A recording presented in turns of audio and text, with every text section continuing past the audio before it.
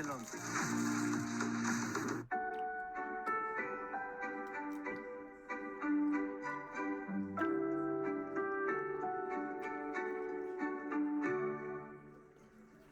Querido Gus. ¿Qué onda, Saúl? Aquí estamos otra vez, mi querido Gus. Aquí estamos un domingo Mira, más. veo que vienes muy bien acompañado. Muy bien acompañado, y ahorita les voy a presentar quién nos acompaña este domingo, porque nos lanzamos en la semana a la Escuela Normal de Tlalnepantla a conocer el plantel y a conocer a su director, que es un gran personaje.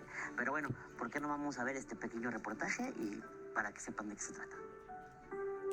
Con motivo del Día del Maestro y la Maestra, nos lanzamos a la Escuela Normal de Tlalnepantla, ubicada en la localidad de San Juan de Ixtacalca, institución que inició actividades en 1960, hace ya 63 años.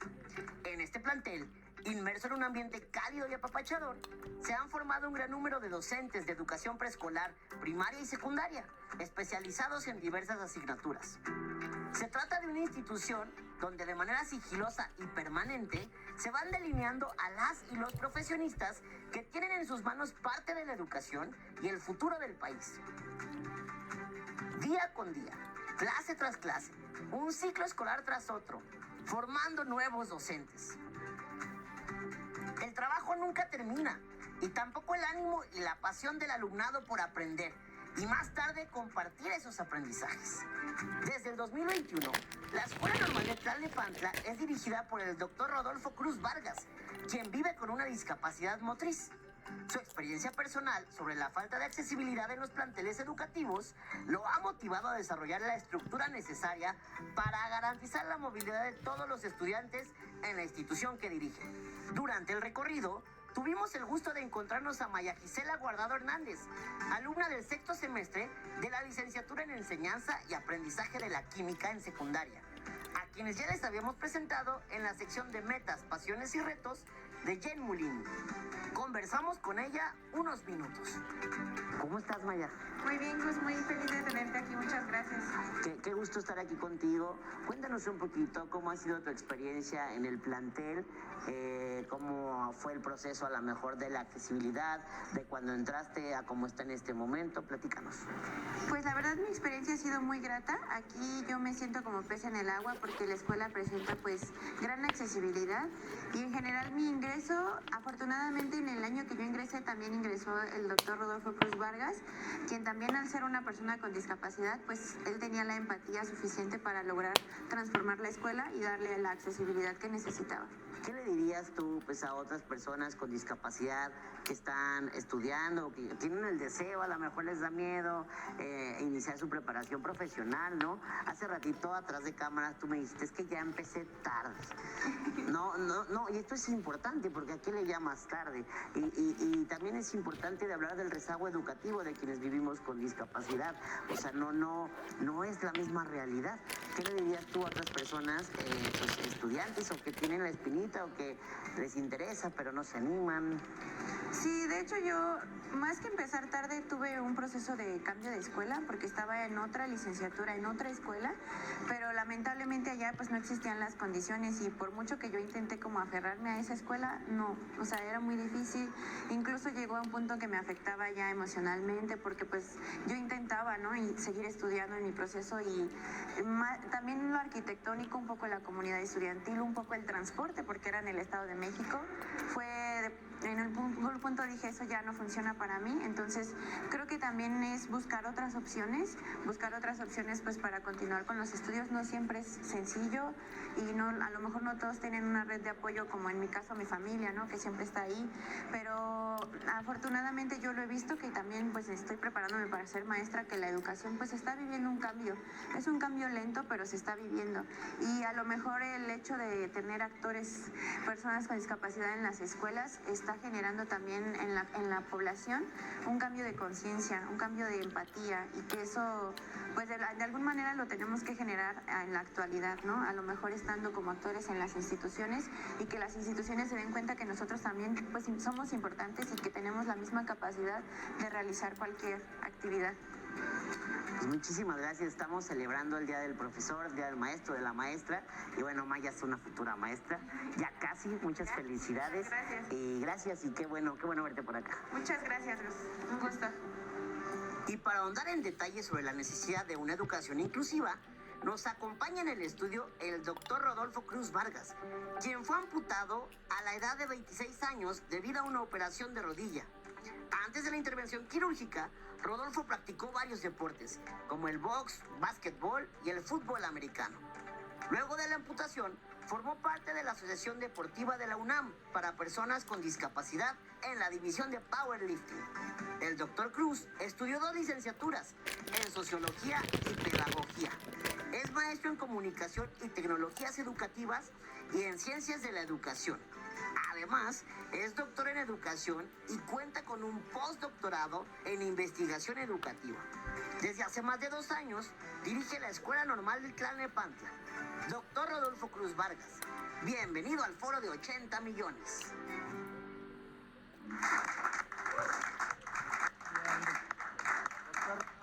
Bienvenido.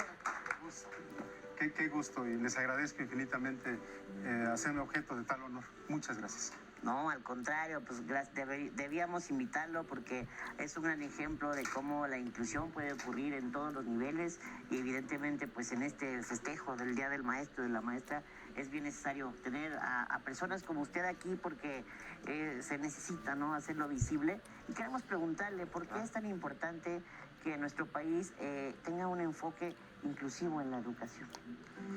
Es sustancial el enfoque inclusivo porque si yo parto de una generalidad, cualquier persona puede nacer con una discapacidad o puede adquirir una discapacidad, por un lado. Por el otro lado, yo creo que es una responsabilidad social y dejar de plantear o de reproducir esa idea de que el discapacitado es el pobrecito, ay, míralo, hay que ayudarlo. No.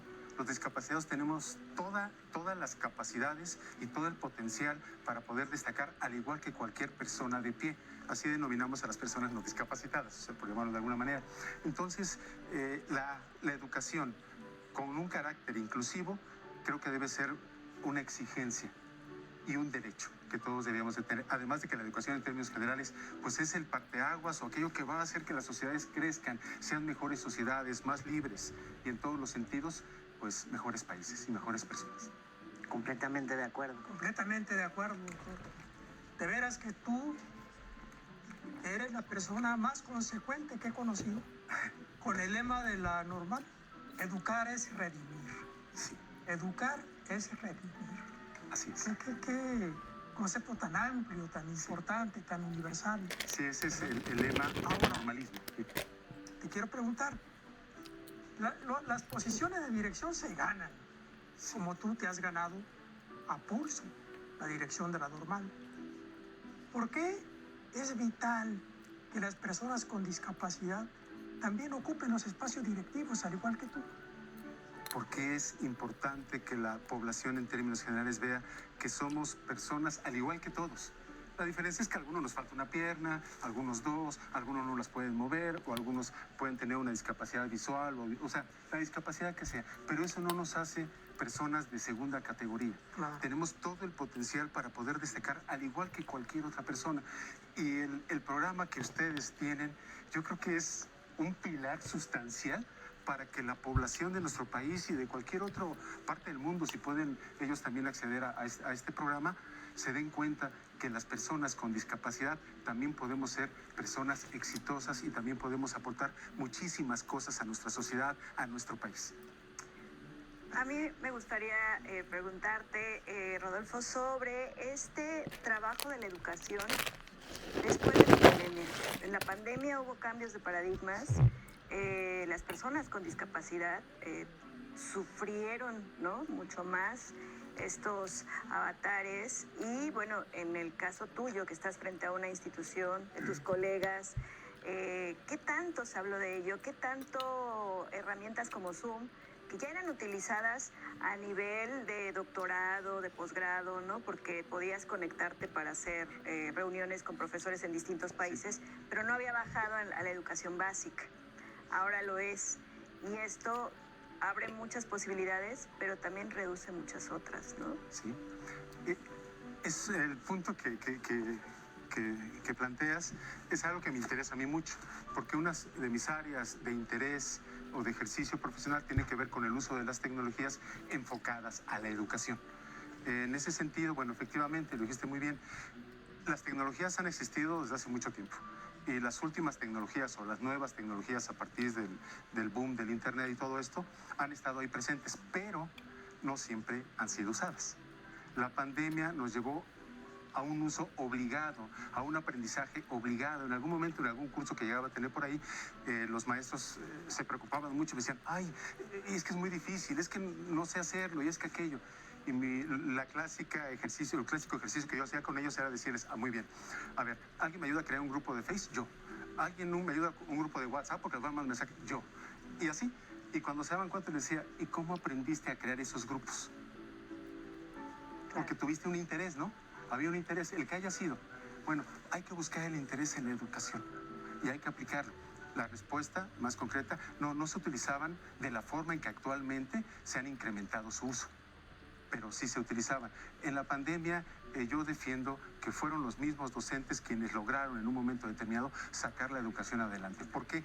Porque no teníamos las herramientas para hacerlo. Hubo quienes a lo mejor podían acceder a una plataforma educativa, pero hubo quienes no podían acceder a la plataforma educativa. Estaban trabajando, por ejemplo, con un WhatsApp, o estaban trabajando con un Facebook, que eran aplicaciones o son aplicaciones no creadas ex profeso para la educación, pero que ha sido la creatividad del docente quien las ha podido implementar para sacar un problema durante la pandemia y que la educación no se detuviera en este país. Totalmente, sin duda fue el motor. Y bueno, yo aquí quiero plantearle una pregunta hipotética. Usted actualmente pues dirige una institución, toma decisiones y esas decisiones influyen sobre otras personas. Sí. Si tuviera la oportunidad de ser secretario de Educación, ¿qué estrategias o qué ejes implementaría que necesita este país para de verdad consolidarse como un país con educación inclusiva?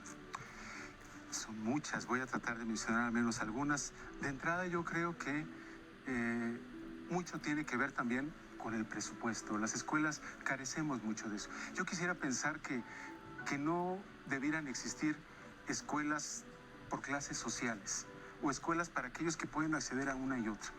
Porque la educación debería ser para todos igual, ¿no? Si todos tenemos el derecho a la educación, ¿por qué tendría que haber educación por categorías? Entonces, a lo mejor una de las primeras acciones sería buscar de alguna u otra manera que esas instituciones de educación superior tengan las condiciones, tengan los medios que tienen también otras tantas instituciones que reconozco, que respeto, pero que son privadas. No por eso son ni peores ni mejores instituciones, solo son instituciones diferentes. Las instituciones públicas no contamos con lo que quisiéramos contar, pero una primera acción en un presupuesto que realmente apoya al desarrollo de la educación, a una educación que llegue realmente para todos y con buenas condiciones, yo creo que sería una de mis primeras acciones. Pues nos quedamos con esa Completamente de idea. acuerdo, completamente de acuerdo. Sí. Muchísimas gracias. Se nos acabó Muchas el gracias, tiempo, muchas pero gracias. pues, nos vemos el próximo domingo. Muchas gracias, Claro que sí. doctor. A sus Y pues órdenes. allá en casita, hasta la próxima, ¿no? Muchas Claro que sí. gracias. Vámonos. Gracias. Hasta luego.